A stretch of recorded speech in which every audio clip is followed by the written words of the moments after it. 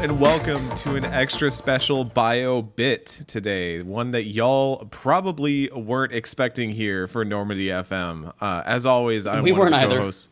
Yeah, I am Eric Van Allen, joined by Kent Shepard, and we have a surprise. You know that series that we finished 2 years ago now? Yeah, we did that, but we maybe didn't finish it all the way. So in the build-up, obviously, as we were recording this, and probably by the time this is live, the Mass Effect the Legendary Edition is not out yet. So obviously, Ken and I have both been in prep mode for all the stuff we're doing, both on here and on various other places, because our brand is strong and we are known as Mass Effect likers. All of that said, Ken, I believe it was you who found out that there was a scene in Andromeda that we never saw, that we did not see in our playthrough. Yeah, so the wild thing is, I've played Mass Effect Andromeda, I think, 6 times at this point? 5 or 6 times at this point. I apparently never knew about, like, the game's final ending that, like, I think is probably, like, not very well known to a lot of people, because the way you get it was something that, like, I don't think a lot of people have the patience to do, and that's valid. But there is an extra scene if you hit 100% viability on all the planets in Mass Effect Andromeda, which I did not know until last night when I was watching, let me show you, on YouTube, Noah Caldwell-Gervais. He's a YouTube essayist and does a lot of, like, really deep dives into various games, including Mass Effect. And I was watching his Andromeda video just because, like, I'm trying to grasp at anything to satiate my Mass Effect brainworms that are happening right now in this lead up to Legendary Edition. And he just starts talking about this scene that I've never seen, and I've just, like, sat up in my chair, like, what the fuck, and message you, and it's like, oh, apparently Andromeda has, like, an actual ending that is, like, kind of the equivalent of, like, 100%, like, almost like a true ending, like, sort of in the, you know, like, you get 100% of something, and then this new thing opens up, and, yeah, I just never knew about that, never came across that information in the past 4 years since this game came out.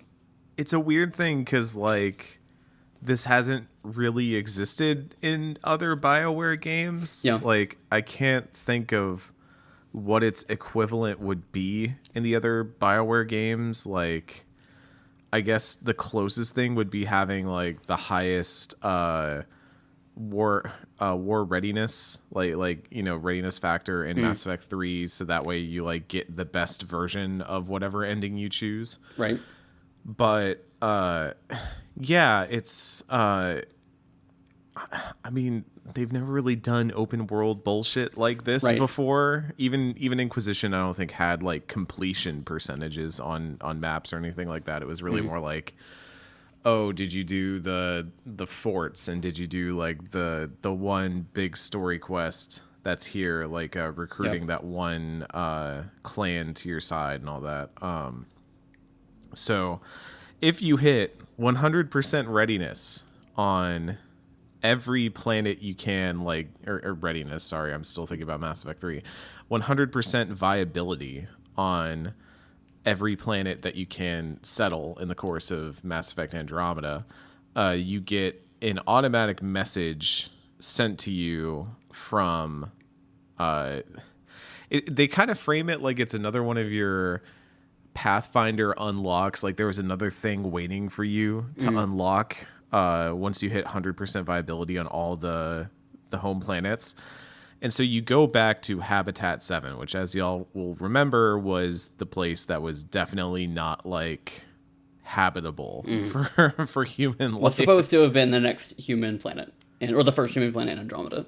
Yes. And when you go back there, your crew informs you that because you have hit 100% viability, like, basically every planet that you have settled so far has been made completely habitable for the races of the Nexus and all that. Like, they are able to settle and survive and thrive on these planets. They are now able to dedicate resources to Habitat 7. Specifically, they are now using the word that I can't think of right now. Help me out here, Ken.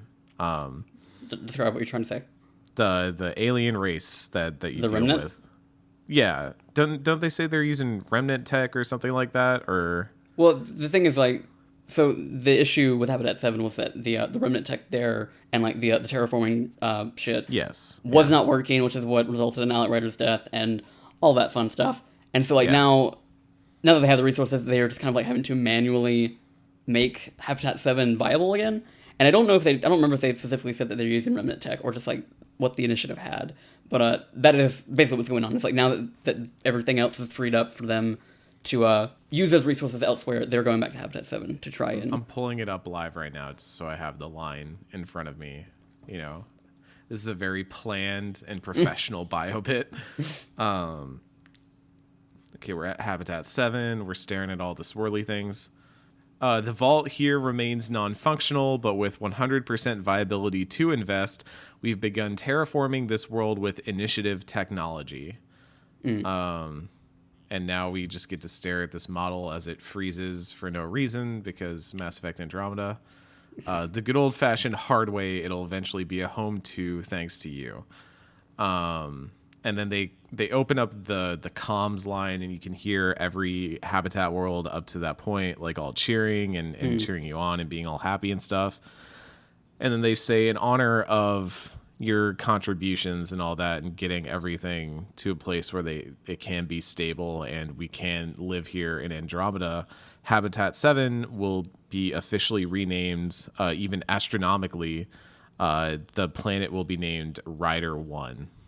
So that's it's, I think the only thing that weirded me out about that part specifically was it was like, I couldn't tell if they were doing that like in honor of my character or in honor of my character's father's sacrifice and all that, and trying to get things going and all that. Maybe it's a little column A, a little column B, but yeah, my reading on it initially was that it's just like the Ryder family as like a group that has been the Pathfinders and has done all of this stuff, and like it also I just think it does work in honor of Alec specifically, just because like that is where he died and that is where he had to pass on the Pathfinder role to his child.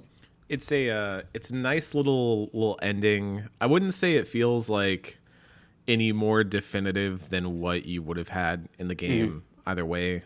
Right. But it does, I think specifically the idea of now they're so established in the Andromeda Galaxy that they're able to start terraforming planets. Right. And that leads me to believe, like, should we come around to the next Mass Effect and all that, depending on how much time has passed, we could be dealing with an Andromeda Galaxy that is much more established and viable and not exactly like the Wild Frontier it was in Mass Effect Andromeda. Right. Because, I mean, that's where a lot of the theories are right now, and obviously they've hinted as much that the next Mass Effect could involve both the Andromeda Galaxy and the Milky Way Galaxy, so be interesting to see how that plays out, how that incorporates into it. Yeah, and it's just like a thing that I don't know if like you said, in the grand scheme of things, if that definitive or really changed this that much, but it does like have more implications about what could come next or what was planned to come next in a world where Mass Effect Andromeda was not, like, didn't have canceled DLC and all that stuff.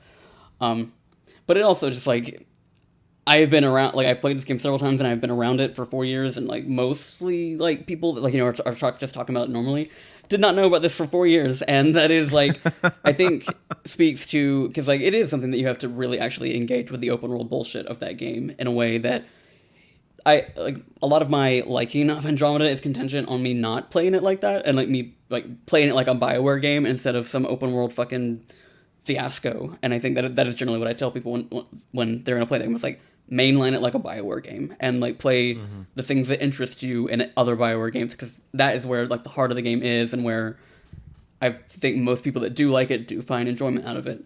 And so like when you have this like, you know, kind of this final ending, it is when it's behind the things that are not great about this game, because like I even tried like last night when I told you about it, I was like, oh hell yeah, I'm gonna go in here and I'm gonna go get this ending myself.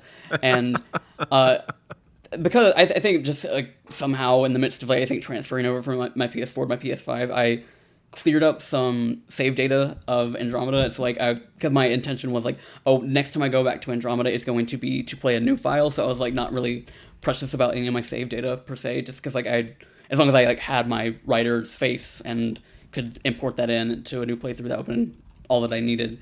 But yeah, so like the playthrough that I still had was the one we did for the show, and we did to some extent kind of mainline. We didn't do like every single major viability altering set of missions.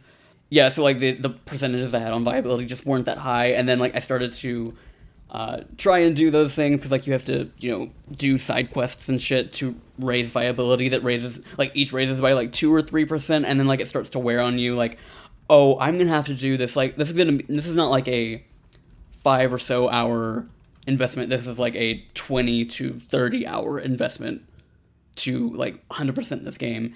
And I was just like, you know what? I'm good.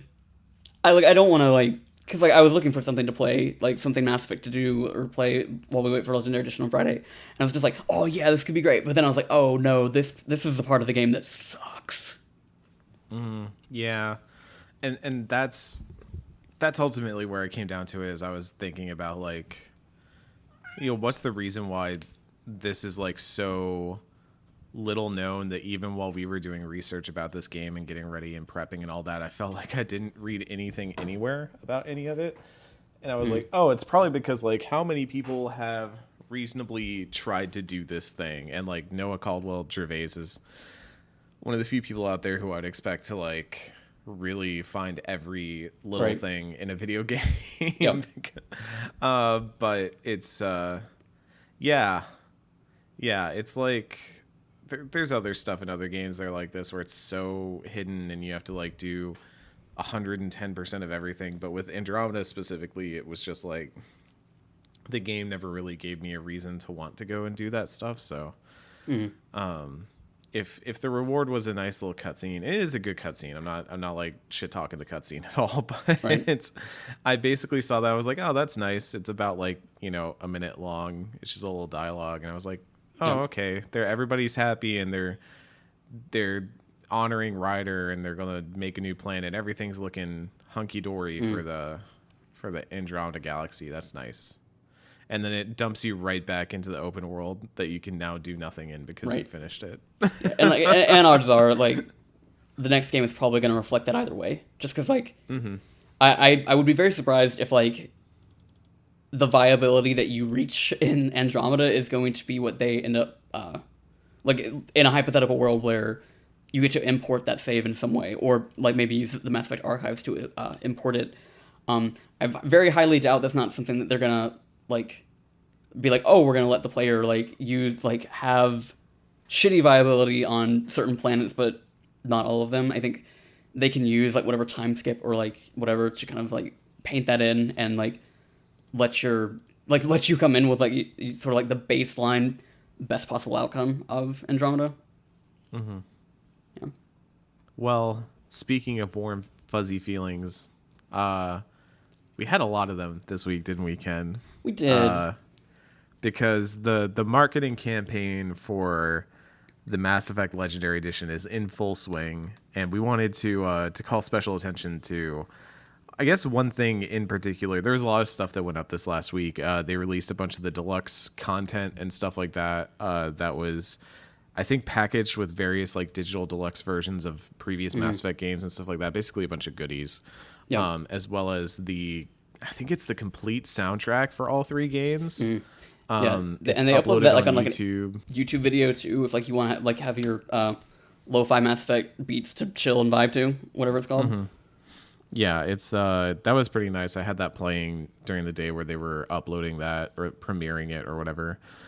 But the real one that I think got a lot of us was the box art creator, which is, I saw a PR person on my timeline call it like just a brilliant idea in terms of understanding what Mass Effect fans want from the Legendary Edition and what they get out of these games. And it really is, because it's like you get to pick your lineup of who you want on that Mass Effect box art, with some limitations, which I'm assuming come from what variations and stuff they had for the artwork. Right. I kind of expected this. I mean, obviously, you know, like big, you know, elephant in the room is that Caden is not one of the like, you can't slot him into. Is it called like the best favorites crewmate? or something? Favorite. Like, yeah. The ones that make the two largest pieces of the pie that's on the box art creator. You can only start slotting Caden in once you get to like trusted companion or something like that. Yeah. Which, to be fair, is where I put Liara, who is my like canonical Shep romance. I felt like that just fit better. Whereas like favorite overall, I saw more as like, you know, who am I bringing with me on every mission if I got to bring them? And that was Tally and Garrus for me. And then the rest of them are just like, you know, who's the cavalry, who's the loyal squad mates and stuff like that. It was very cheesy in a way, but oddly it felt like picking a MySpace top 8. Yeah. to really date ourselves. I think my feeling was like I cared less about what the actual end let me phrase it. I cared less about like the way that they phrased the shit in making it than I did like the final thing, because I was happy like having Caden on like the very edge of it. It's kind of like, and like I didn't like it did not bother me as much that they were like pick your favorite squad mates and then Caden wasn't on there and like they didn't make the art for that to happen. And since then I think people have actually modded it or like done Photoshop shit to like basically put anyone wherever you want. But I'm still happy with like the version that I have. But like it is weird that Caden specifically was like the one character from Mass Effect 1 that they just didn't do that with. But I do think by and large, like you said, it is like a very like strong understanding of what this means to like returning fans, and it also like gets me thinking about like the way that Legendary Edition, like the marketing of it has been so more like they allow you to put in like your vision of that universe in one way or another, whether it's like not showing Shepard's face on the cover like they did throughout when the trilogy had came out, or something like this where they're like, hey, make this in a way that tailors to your vision of these characters and your characters' relationships. And like you can even like do the Paragon or Renegade, like if you want to get like have like a red tint if you're a Renegade, blue for Paragon, or like have a more neutral one. It just like makes me really like, this is something we talked about at the tail end of our Dragon Age season when we were talking about the announcement of the next Mass Effect and that trailer, that if read certain ways could imply certain canons might be being put in place. Yet there's still there's an awareness here in the marketing of Legendary Edition that idea that like the quote unquote right choice or like right version of Shepard doesn't really exist. Like there are, you know, various points in the trilogy where I don't think that some choices were, or relationships, whatever it was, were given the same respect. But I think, and so like maybe that is kind of like painting the trilogy in like with like a little bit of rose-colored glasses in terms of like what it actually is able to present in terms of consequence and such. But I guess I'm starting to feel a little bit more. It's making me feel a little bit more optimistic about this upcoming game, that like BioWare seems to be very in tune with the fact that like Shepard is not one person. Shepard's sets of decisions, like none of them should be considered quote unquote right or canon or anything like that. And that sort of idea that like there are perfect endings that everyone should aspire to is like a fantasy, a delusion that everyone needs to kind of like get over maybe as we're going in.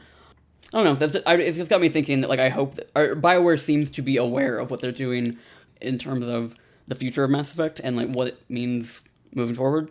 So Ken, I have an activity. I've been mostly silent because I've been prepping the spontaneous activity here. Oh fuck! Okay.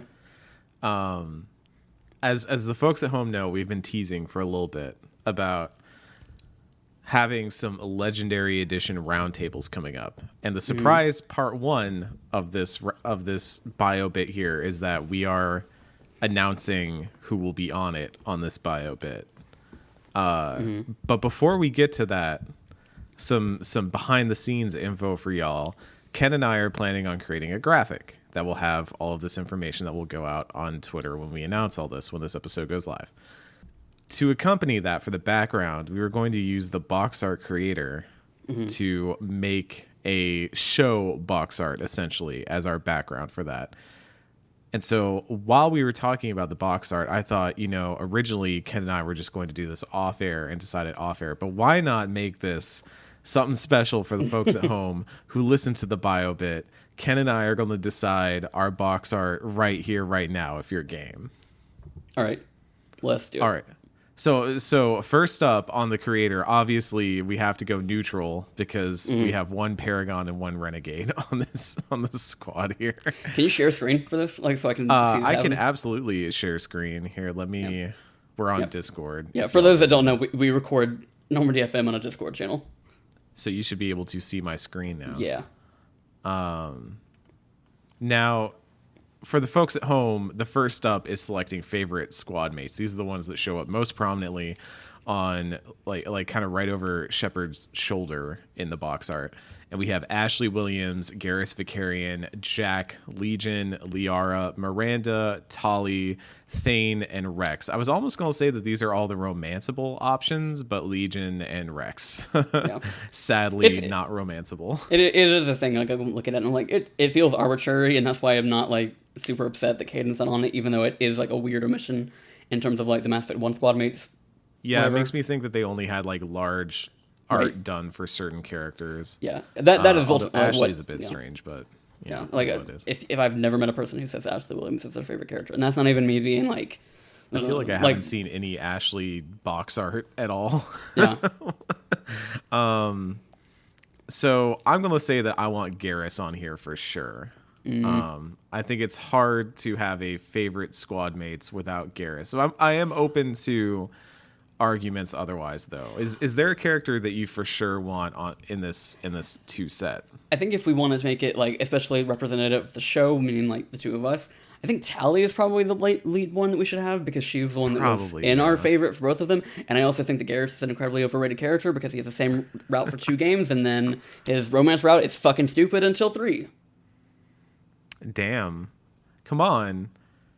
He had reach, but she had flexibility. Come on and that's now. all they had. They had no emotional connection. Exactly. Sometimes you're just going into a suicide mission. And you're like, we just gotta relieve some tension. It's a weird thing because like I was on about a year ago at this point. I was on a PAX panel ranking BioWare romances, and I was like, "Hey, don't y'all think that Garrus's romance in Mass Effect 2 kind of sucks?" And they were like, "What? You said negative things about Garrus? I can't compute. I don't think about anything beyond the fact that Garrus is fucking space Batman. Be more critical of the people you love, people." I do think the best romance in 2 is the Thane. I think Thane has the best romance in 2. I agree. To clarify, make this cut, I don't know. know. Hold on, one second. To clarify, Garrus's romance in Mass Effect 3 though, good shit, good fucking shit. Terrible Mass Effect 2, irredeemably so. Fuck off. So, I mean, I think we can say right away that Ashley probably isn't making the cut. Jack isn't making the cut. Miranda, much as we love Miranda, I don't think holds up to these other characters. And you've made it clear that you would not like Garrus. I'd say Legion is also probably not here, but could definitely make our cut elsewhere on this. For me, it's between like Liara, Thane, and Rex. I ended up putting Rex and Tali as my top 2 on mine. I think I'm good with putting Liara up here just so she can be up top as your canonical love interest because we can't put mine here. And so, like, we can have this way. Yeah, we settled it, like, even pre-podcast, I think, that we were going to put Caden in the next slot, which is Trusted Companion, because that's the highest one that we could put him in. Yeah, so I think that works. Cool with making that. Yeah, okay. So we are through that. We have favorite squad mates, Liara, Tali, Trusted Companion. Is that what it's called? Trusted Companion? Yeah, Trusted Companion. Make sure I select it right. Oh, not Grunt. Yeah, Caden. The Cavalry. Okay, so this is where it like really opens up. It's basically every squad mate that you can have, I think. Let's count them. 4, 8, 12. Caden's not 16, no, there he is. Yeah. 19. I think this is everybody. Squad mate. Yeah. Obviously not including the ones that we've selected already. So here's the weird thing. This is where I kind of got weird about it, was when it got to these sections, I started picking based on what the name of the section was. So, like, when I saw the Cavalry, I was like, okay, who am I calling in when I need that firepower? Like, who's Fire Team B? And that was what I kind of based mine around. But that being said, this is also a MySpace top 8. I think Morden is a solid lock for the Cavalry. I agree. I fully agree. Morton's great. I think once again, we can say without a doubt that Ashley Williams is not going to be on our list at all. I'm also going to knock Jacob, James, Javik, and Zaid off. Just because those characters do not really speak to me in any way. Yeah, I think in the grand scheme of things, those are definitely on the lower tier for me. Yeah. I think every time we've done our individual rankings, which Ken and I do pretty frequently at this point, they end up near the bottom of the list. I do think we need to get Garrus in here. Yeah, this is where Garrus comes in, for sure. Yeah. Mostly on the strength of Mass Effect 3. Yes. But then this is also the point where I think we need to get Rex involved, too. Yeah, this is where I put him too. It's based on this being a collective experience, the two of us, yeah. So the backups. This is where it gets a little bit more interesting. So still in play, some notables I see: Thane, Miranda, Legion, Kasumi, who's a bit of a wild card, but she is a pretty cool character. Jack, Grunt. I'm tempted to have both Krogan boys on here, but I also love Legion. I also love Thane.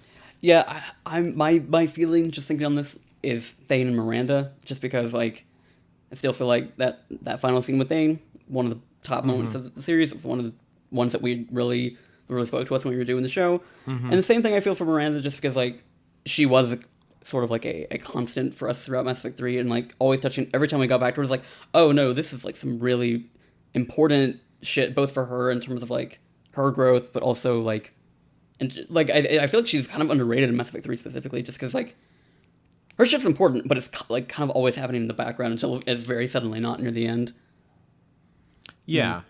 I always feel like her character, and it's such a weird kind of character to write. And I'm thinking about it because we watched The Circle recently, but The Circle does this twice in the course of its 2 seasons, where there is obviously like someone's on there who's a really attractive model and all that, and you look at them and they're like, oh, they're such a super hot person, and the story beat of like, oh, I'm beautiful so nobody takes me seriously is like really hard to sell, I think. But when you do it, it works. And I think a lot of people don't give Miranda the leeway to be that kind of character, because once you actually get into that stuff, like you see that her home life sucks and she's got like no family, essentially. Like a lot of the stuff that other characters have, like she just doesn't have, by virtue of being this like essentially tailor-made super soldier model lady. And she's kind of a sad character when you think about it. Yeah, and that's the thing. Like, I think a lot of people kind of like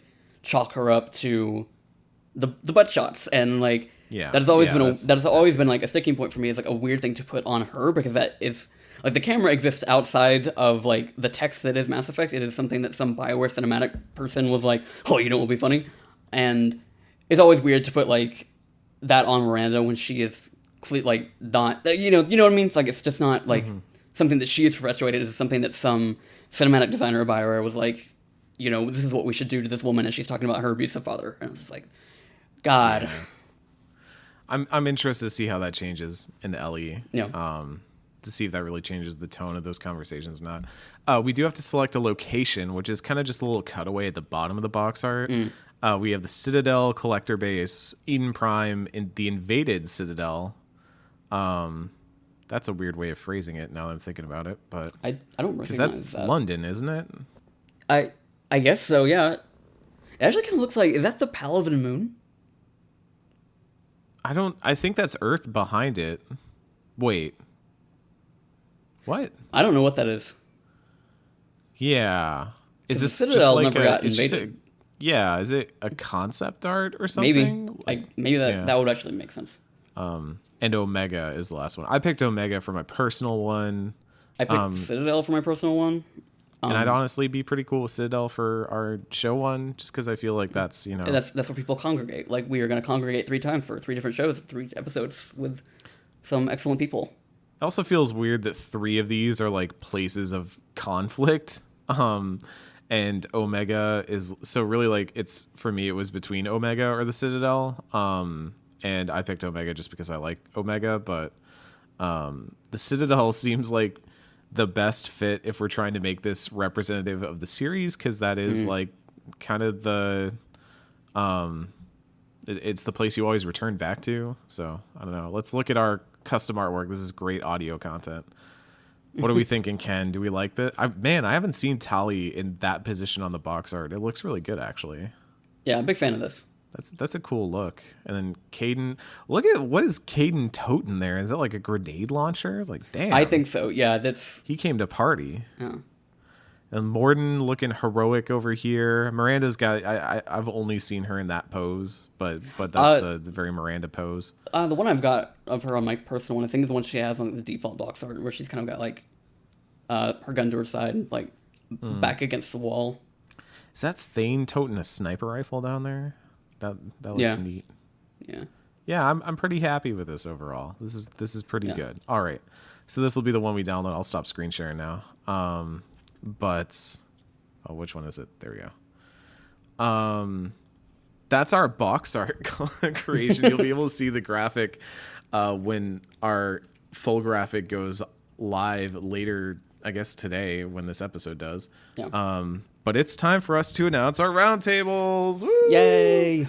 So for like several months now at this point, we kind of knew when the release date for this got announced that this is what we wanted to do. Our plan is that we are going to have a roundtable for each game in the Legendary Edition. So Mass Effect 1, Mass Effect 2, Mass Effect 3. And we're going to invite some guests on. So it'll be Ken, myself, and a number of guests. And the idea is we're going to have a couple like big overarching questions. But mostly we want to like just foster discussion about these games, what they meant to people then, what they mean to people now, how we are going to talk at some length about the Legendary Edition, but I wouldn't say this is necessarily totally about the Legendary Edition. Right. This is really just kind of talking about Mass Effect at large in the context of these games. I imagine with Mass Effect 1, we'll probably spend a lot of time talking about how the LE changes stuff and whether we think those are good or bad changes, stuff like that. Whereas once we get to 2 and 3, you can expect a lot of the typical beats to come up in terms of, Mass Effect 2, what did we think of the big changes to Mass Effect 1's combat and stuff like that. And then like Mass Effect 3, how did you feel about the ending and the discussion around it? And I also would say that we have acquired a fairly robust lineup. Some old faces, some new. Majority of them are new, actually, that I think, looking at it. I think, most of these people have not been on the show before. Yeah. Overall, I'd say it's largely... It's like... Oh, no, I was going to say it's 50-50, but no, it is mostly new people. So, from Mass Effect 1, also the publishing dates. Right now, Ken and I are planning on Mass Effect 1, so basically weekly publish like we do with Normandy FM episodes, which will still be happening, by the way. Right. Yes. We are working overtime for this one, folks. But these will publish on Monday. And it's important to note they will publish on Monday for everyone on the podcast feed, but we've decided to open it up. So normally the $5 tier on our Patreon is where you get early episodes. However, for the roundtables specifically, we are making it so that every backer, no matter what level, gets early episodes. So if you want the early roundtables, you can sub in. You'll get access to the Discord as well. You can try it in, and if you want to back it off after that, that's totally fine. This is only running for 3 weeks, so it's essentially like basically 1 month that you can sub in. So if you want early roundtable episodes, it's $1. They'll be worth $1. Yeah. And we just wanted to do that to both encourage folks to try out joining in on the Discord and stuff like that.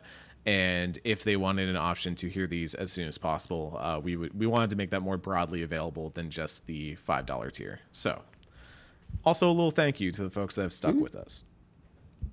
That being said, the Mondays that these will be publishing, we're aiming for May 24th as the first one for Mass Effect 1. So that'll give people like roughly a week to get their hands on with the Legendary Edition, spend some time with it. The following week, May 31st, will be Mass Effect 2. And then June 7th will be Mass Effect 3. So a whole, basically a month from now, just a little under a month from now is when we'll be completely done with them. Our lineups. Dun, dun, dun. I've been so excited to talk about this since we started this. For Mass Effect 1, returning again to Normandy FM is the one and only John Warren of Fanbyte. Ken could not find a way to not get Fanbyte people back on this. There's podcast. one on literally every show. But in return, I said, "Oh, Ken, nay, nay." I have to say we've got to get some of my former coworkers on here as well. There's not been enough representation. Now, granted, I bounce around sites a little bit, so we gotta go former coworkers. But the one and only Kat Bailey, currently of IGN, formerly of US Gamer, and still of Axe of the Blood God, will be joining us to talk about Mass Effect 1. Very excited for that. It is about dang time that we got that collab set up, because that has been ages in the works. And Kat is a staunch Mass Effect 1 advocate. Very much looking forward to that episode. The Mass Effect 1 fans will finally outnumber Ken. I mean, it's true. For Mass Effect 2, this one's very exciting because this is all new people. It's a completely new podcast. Yep. From the one and only GameSpot, we have two people, Lucy James and Michael Hyam, who are both coming on to talk about Mass Effect 2. Two wonderful people who I'm very excited to have on. It's about darn time. And also joining us, the one, the only, Elise. I should have checked a pronunciation thing or something. Elise Favis? So let me. I think I've probably brought this up at some point on the show. I can know how to say somebody's name, or I'll know what their name is. The second somebody asks me if it is something, I freak out that I have been pronouncing it or just like knowing it wrong for fucking years. No, I do the same thing. I see a thing, I know how to pronounce it, but then with the second I have to think about it, I double think it. So Elise, so sorry we're butchering your introduction onto the show, but Ken found another way to get there's a Fanbyte person on every one of these roundtables. I just realized Ken is really good at making this happen, and I'm always unaware of it until the moment that I have to announce it. But Elise will be joining us, formerly of Launcher, now over at Fanbyte. Very excited for that as well. She will hopefully bring the right statue this time and will not get burned by BioWare again. That's our Mass Effect 2 lineup. Mass Effect 3, you're going to recognize two of these names. I will say the new one we have on here is the one, the only Emma Kidwell. Very excited about this. Emma is a writer at various game development places, has also written some media/journalistic work in the past. As I look at her profile, she's also recently dyed her hair. Congratulations. But Emma will be coming on for Mass Effect 3 alongside two names that y'all know well. In fact, one of them will actually be recording her Last of Us episode. Theoretically, this is the plan. We'll be recording her Last of Us episode around the same day, I think, as we are recording the Mass Effect 3 roundtable. Ash Parrish will be returning to the podcast to talk Mass Effect 3. And of course, we can't do any of this without the one, the only Nat. Nat will be back. We can't do this without her. How could we not? I'm very excited for that. It's about darn time. We got Nat back on the. I mean, Nat's going to be back for some Last of Us as well at some point, but it's about darn time Natalie got back on here. So that's our lineup. It's finally out there. That feels like a weight off my shoulders. Yeah, Just trying to keep this secret. We've been planning it from like the message that we have where we've got it pinned in our Slack is 3 months old, so that this has been in the works for a while. So this started in February when we were planning it. And of course, there were folks that we wanted to bring on, but couldn't make scheduling and stuff like that work. But we were really happy with everyone that we got on. I mean, pretty much all of our first choices got on here, and we have some lovely new folks on to share their thoughts about Mass Effect. It's very exciting. Like, yep. I've been just brimming with the excitement of all the Mass Effect we're going to get into. The plan for these roundtables are to be, obviously, since we're going to have 4 to 5 people on every one, it's going to be a lot more discussion based. It's going to be a lot more freewheeling, with kind of just some general discussion guidelines. We're going to try and keep it within probably about 2 hours a pop. But we're not going to cut off conversation if conversation gets good. But very excited. We'll be confirming all of that later today. And putting the graphic out and everything. In fact, we are sending out messages to people, letting them know that the announcement is going live today, while Ken was talking about Mass Effect Andromeda. So it's very exciting. I hope y'all are excited too. At this point, we are less than a week away from the launch of the Legendary Edition. And Ken, it's kind of weird that we started this podcast, as we've told the story many times before, we started it essentially on a bet, like on you saying, well, let's finally do a Mass Effect podcast. And I said, okay, sure, start it then. And well, here we are. But the way it timed out in terms of we've now, like, the Legendary Edition is coming out. Now there's a new Dragon Age on the horizon. Now, like, we started covering The Last of Us, and all of a sudden there's a Last of Us remake potentially in the works. So if you have a game you would like to get a remaster or a remake, just hit us up. But it's been really actually, the other game we're talking about doing right now too also has a remaster coming out, and I'm just now realizing that. Ken, we have a superpower. I don't know how this happened, but it's been a blast, and I'm excited for these roundtables, both because they're going to be a great reason to talk about Mass Effect again, but it also feels like this nice little cap off to what we've built over the last 2+ years at Normandy FM. It's very exciting. Yeah, I mean, it always feels good to come back to Mass Effect on this show, and that is like something that I've been loving our Last of Us season, to be honest. Like, just we are like 6 or so episodes in this point, and it's been great. But it is always nice to come home, and that's kind of my feeling going to the Legendary Edition, like playing these games again, despite the fact that I own the system and the copies that I could play it like literally any fucking time I wanted to. Just like it's nice to see like everybody excited about it again, and it like that sort of that day when like the box art creator came on, it was like great to keep just like scrolling through Twitter and like seeing everybody posting theirs, and just being excited about these games. And I hope that excitement lasts, because not looking forward to the discourse. Oh, the discourse is going to age us visibly, but we'll have roundtables to discuss all the discourse on as well. That'll be real exciting. But until then, we look forward to seeing you on it here on Normandy FM.